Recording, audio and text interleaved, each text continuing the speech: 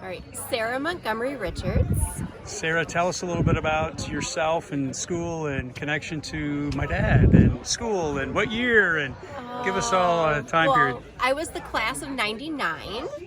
I first had Mr. Quinlan in 10th grade for American Experience with Mr. Horowski, and took every class that Mr. Quinlan offered ever since, including an independent study with him in Irish history, which was really amazing. Yeah, it was really cool.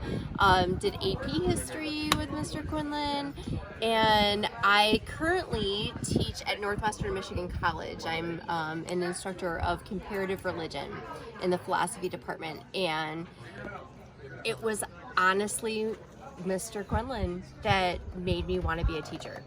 That's amazing.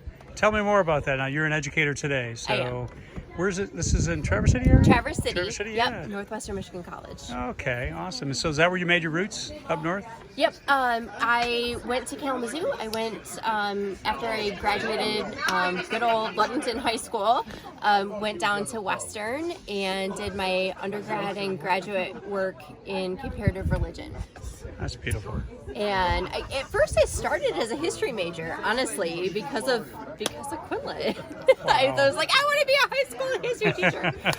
But then I wound up falling in love with comparative religion, and I've loved it ever since. And, so it's evident as a teacher, you know those moments, right? Right. You're probably having those. You are having those with your students, so you're probably more cognitive and well aware of that, right?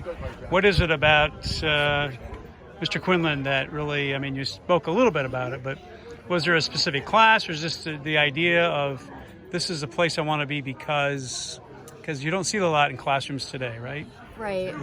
Was it authenticity? Was it just something that, how did it connect with you? He was incredibly authentic. Incredibly authentic. He is incredibly authentic. And I appreciated the ways that he found to connect with us personally as students. And that's something that I try to do with my students. You find that little moment in a conversation or, in a discussion, and you latch onto it and try to pull the best out of them because of that moment. And I feel like Q did that all the time. It's beautiful. Being a son, I'm just like, that's powerful.